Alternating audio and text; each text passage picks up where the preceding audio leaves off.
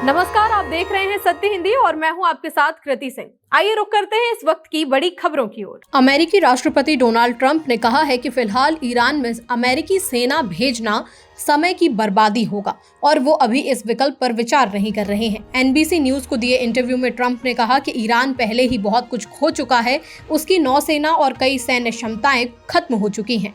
Trump ने Iran के विदेश मंत्री अब्बास अराक्ची के उस बयान को भी खारिज कर दिया जिसमें उन्होंने कहा था कि अगर अमेरिका जमीनी हमला करता है तो ईरान को कोई डर नहीं है और वे उसका इंतजार कर रहे हैं। ट्रंप ने यह भी संकेत दिया कि वो ईरान की मौजूदा नेतृत्व व्यवस्था में बदलाव चाहते हैं और कहा कि कुछ ऐसे लोग हैं जो देश को बेहतर तरीके से चला सकते हैं, हालांकि उन्होंने किसी का नाम नहीं लिया।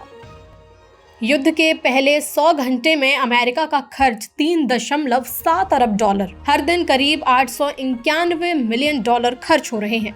अमेरिका और ईरान के बीच चल रही जंग अमेरिका के लिए काफी महंगी साबित हो रही है। वॉशिंगटन स्थित think tank centre for strategic and international studies CSIS के मुताबिक युद्ध के पहले 100 घंटों में ही अमेरिका करीब $3.7 अरब यानी कि करीब 30 से 31 हजार करोड़ रुपए खर्च कर चुका है। यानी हर दिन लगभग $891 मिलियन, करीब 7,400 करोड़ रुपए खर्च कर रहा है। अमेरिकी राष्ट्रपति डोनाल्ड ट्रंप और रक्षा मंत्री पीट हेगसेथ ने संकेत दिया है कि ये युद्ध कई हफ्तों तक चल सकता है।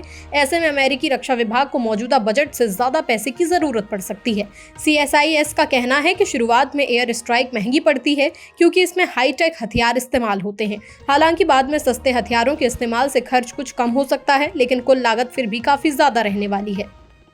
US इसराइल हमलों में 3,643 नागरिक ठिकाने तबाह। तेहरान में सैन्य अकेडमी पर भी हमला। ईरान की रेड क्रिसेंट सोसाइटी के प्रमुख पीर हुसैन कोलीवंत ने दावा किया है कि अमेरिका और इसराइल के हमलों में देश के हजारों नागरिक ठिकानों को नुकसान पहुंचा है। उनके मुताबिक अब तक कुल 3,643 नागरिक स्थान प्रभावित हुए हैं, जिनमें 3,090 घर शामिल हैं। इसके अलावा 528 व्यापार और सेवा केंद्र, 14 मेडिकल या फार्मा से जुड़े संस्थान और 9 रेड क्रिसेंट की इमारतें भी क्षतिग्रस्त हुई हैं। कोलीवंत का कहना है कि ज्यादातर हमले ऐसे इलाकों में हुए हैं जहां आबादी काफी घनी है। इसी बीच खबर है कि आज सुबह तेहरान के मध्य इलाके में ईरानी सेना की एक सैन्य अकेडमी को भी निशाना बनाया गया। बताया जा रहा है कि ये हमला उस वक्त हुआ जब सरकारी टीवी का एक पत्रकार वहीं पास से लाइव रिपोर्टिंग कर रहा था। नेपाल चुनाव में बालेन शाह को बढ़त, ओली पीछे, RSP 60 सीटों पर आगे। नेपाल के चुनाव में राष्ट्रीय स्वतंत्र पार्टी RSP के PM उम्मीदवार बालेन शाह की बढ़त लगातार बढ़ती जा रही है। द काठमांडू पोस्ट के मुताबिक झापा 5 सीट पर बालेन शाह ने पूर्व प्रधानमंत्री KP शर्मा ओली पर 1748 वोटों की बढ़त बना ली है। अभी तक के रुझानों में ओली को 1130 वोट मिले हैं और वे दूसरे स्थान पर हैं। देश भर के रुझानों में भी बालेन शाह की पार्टी RSP मजबूत स्थिति में दिखाई दे रही है। पार्टी 60 सीटों पर आगे चल रही है, जबकि काठमांडू 1 सीट पहले ही उसके खाते में जा चुकी है। दूसरी ओर नेपाली कांग्रेस सिर्फ 8 सीटों पर बढ़त में है और KP ओली की UML पार्टी 5 सीटों पर आगे बताई जा रही है। इधर गंडकी प्रांत की मुस्तांग 1 सीट पर नेपाली कांग्रेस के योगेश गौचन थकाली ने 1501 वोट के अंतर से जीत दर्ज की है। अमेरिका की 30 दिन की छूट पर कांग्रेस ने सरकार को घेरा। नेताओं ने इसे भारत की संप्रभुता और ऊर्जा सुरक्षा से जोड़ा। अमेरिका द्वारा भारत को रूसी तेल खरीदने की 30 दिन की छूट देने पर कांग्रेस ने मोदी सरकार पर निशाना साधा है और सवाल पूछे हैं। कांग्रेस के वरिष्ठ नेता जयराम रमेश ने एक्स पर लिखा, ट्रंप का नया खेल, दिल्ली दोस्त को कहा पुतिन से ले सकते हो तेल। जयराम रमेश ने काफी अंदाज में पूछा कि कब तक चलेगा ये अमेरिकी ब्लैकमेल। कांग्रेस नेता सुप्रिया श्रीनेत ने एक्स पर लिखा, अमेरिकी वित्त मंत्री ने कहा कि उन्होंने भारत को 30 दिन के लिए रूस से तेल खरीदने की अनुमति दी है। ये हमारी स्वतंत्रता और संप्रभुता पर करारा तमाचा है। अमेरिका कौन होता है हमें अनुमति देने वाला। इसी एनर्जी सिक्योरिटी के बारे में लगातार राहुल गांधी आगाह कर रहे हैं। लानत है मोदी पर। कांग्रेस नेता मनीष तिवारी ने कहा कि क्या हम कोई कमजोर या बनाना रिपब्लिक देश हैं जिसे अपनी ऊर्जा सुरक्षा सुनिश्चित करने के लिए अमेरिका से इजाजत लेनी पड़े, और जो सरकार आमतौर पर हर मुद्दे पर बहुत बोलती रहती है उसकी इस मामले में चुप्पी बहुत तेज सुनाई दे रही है। क्या उसे ये समझ नहीं है कि संप्रभुता का मतलब होता क्या है। कांग्रेस नेता और नेता विपक्ष राहुल गांधी ने भारत की बदलती विदेश नीति पर पोस्ट कर लिखा कि भारत की विदेश नीति हमारे लोगों की सामूहिक इच्छा से बननी चाहिए। ये हमारी इतिहास, हमारी भौगोलिक स्थिति और हमारे आध्यात्मिक मूल्यों, सत्य और अहिंसा पर आधारित होनी चाहिए। लेकिन आज जो हम देख रहे हैं वो असली नीति नहीं है। ये तो एक ऐसे व्यक्ति के इस्तेमाल का नतीजा लगता है जो किसी तरह समझौता करके कमजोर पड़ गया है। ट्रेनिंग मिशन में क्रैश हुआ Sukhoi Su-30 MKI। Jorhat airbase से उड़ान के बाद टूटा संपर्क, दोनों पायलटों की मौत की खबर। इंडियन एयरफोर्स का एक सुखोई Su-30 MKI असम के कार्बी आंगलोंग में ट्रेनिंग मिशन के दौरान क्रैश हो गया। हादसे में स्क्वाड्रन लीडर अनुज और फ्लाइट लेफ्टिनेंट पूर्वेश की मौत हो गई। एयरफोर्स ने दोनों अधिकारियों के निधन पर गहरा दुख जताया है। बताया गया कि विमान ने जोरहाट एयरबेस से उड़ान भरी थी, लेकिन कुछ देर बाद ही रडार से उसका संपर्क टूट गया। इसके बाद पहाड़ी इलाके में विमान के गिरने की खबर मिली। स्थानीय लोगों ने जोरदार धमाके की आवाज सुनने की बात कही और पुलिस और बचाव दल ने हेलीकॉप्टर की मदद से इलाके में तलाश अभियान चलाया।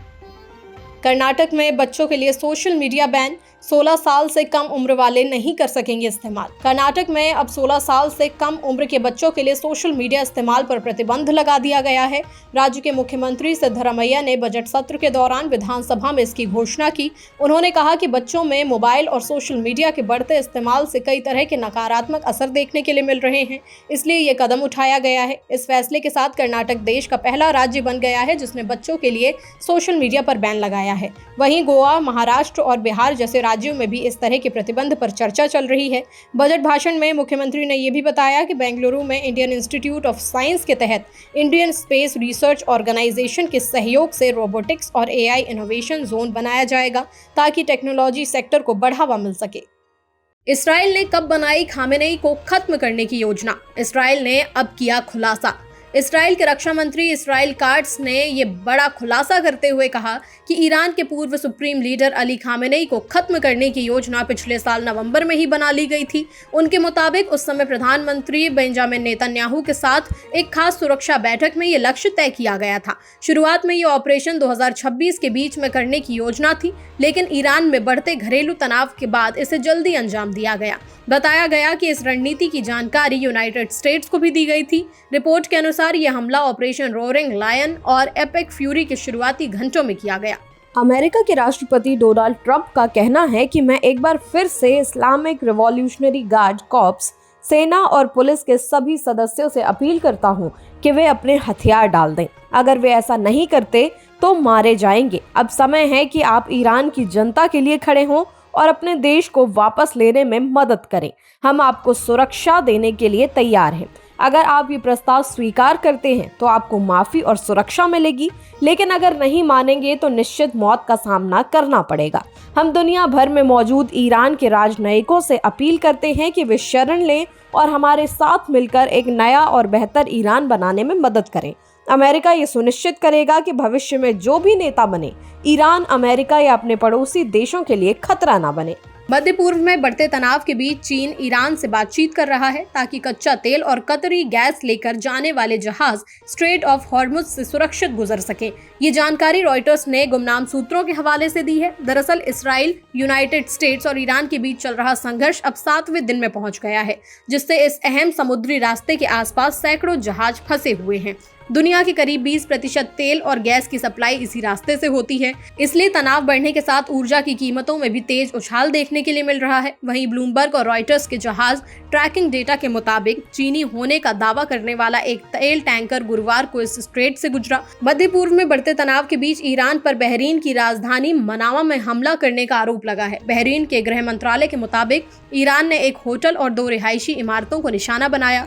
मंत्रालय ने सोशल मीडिया प्लेटफॉर्म एक्स पर जानकारी देते हुए कहा कि हमलों में इमारतों को नुकसान हुआ है, लेकिन किसी के मारे जाने की खबर नहीं है। शुरुआत में मंत्रालय ने कहा था कि 2 होटल और 1 रिहायशी इमारत पर हमला हुआ, लेकिन बाद में इसे स्पष्ट करते हुए बताया कि असल में 1 होटल और 2 रिहायशी इमारतें प्रभावित हुई हैं। इससे पहले इसी हफ्ते बहरीन में मौजूद यूनाइटेड स्टेट्स नेवी के एक बेस को भी ईरान की मिसाइलों से निशाना बनाए जाने की खबर आई थी। हालात इसलिए भी तनावपूर्ण है क्योंकि पिछले शनिवार यूनाइटेड स्टेट्स और इसराइल ने ईरान पर हमला किया था।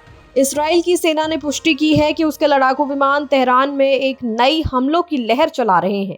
सेना के मुताबिक ये हमले ईरान के अहम सैन्य और बुनियादी ढांचे को निशाना बनाकर किए जा रहे हैं। हालांकि इसराइल ने हमलों की पूरी जानकारी अभी सार्वजनिक नहीं की है। इस बीच अल जजीरा के संवाददाता ने बताया कि तेहरान के आसमान में लगातार लड़ाकू विमानों की आवाज और जोरदार धमाके सुने जा रहे हैं। राजधानी के कई इलाकों में लोगों में दहशत का माहौल है। ये हमले ऐसे समय में हो रहे हैं जब ईरान और इसराइल के बीच तनाव और युद्ध जैसी लगातार स्थिति बढ़ती जा रही है। अमेरिकी सेना ने दावा किया है कि उसने ईरान के एक बड़े सैन्य जहाज को निशाना बनाया है, जिसे ड्रोन कैरियर बताया जा रहा है। यूनाइटेड स्टेट्स सेंट्रल कमांड यानी सेंटकॉम के मुताबिक हमले के बाद ये जहाज आग की लपटों में घिर गया है। सेंटकॉम ने सोशल मीडिया पर कहा कि अमेरिकी बल ईरानी नौसेना को पूरी तरह कमजोर करने के मिशन में पीछे नहीं हटेंगे। बताया गया है कि ये ड्रोन कैरियर आकार में लगभग द्वितीय विश्व युद्ध के विमान वाहक जहाज जितना बड़ा है। हालांकि ये हमला किस जगह हुआ, इसकी स्पष्ट जानकारी भी सामने नहीं आई है। सेंटकॉम ने हमले का एक वीडियो भी जारी किया है, जिसमें जहाज को घने धुएं और आग में घिरा हुआ दिखाया गया है। ट्रेड डील में पहले अमेरिकी हितों को प्राथमिकता, चीन जैसी गलती भारत के साथ नहीं दोहराने की बात। अमेरिका के deputy secretary of state Christopher Landau ने कहा है कि यूनाइटेड स्टेट्स भारत के साथ सहयोग तो बढ़ाना चाहता है, लेकिन वो वही गलती नहीं दोहराएगा जो 20 साल पहले चाइना के साथ हुई थी। रेजिना डायलॉग में बोलते हुए उन्होंने कहा कि अमेरिका भारत की असीम क्षमता को खोलना चाहता है, लेकिन उसे इतना रणनीतिक फायदा नहीं देगा कि वो भविष्य में बड़ा प्रतिस्पर्धी बन जाए।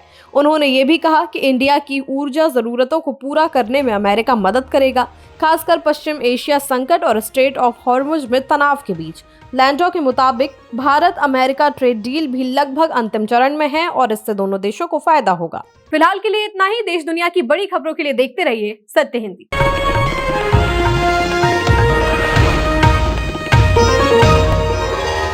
Copyright disclaimer under Section 107 of the Copyright Act 1976. Allowance is made for fair use for purposes such as criticism, comment, news reporting, scholarship, and research. Fair use is a use permitted by copyright statute that might otherwise be infringing.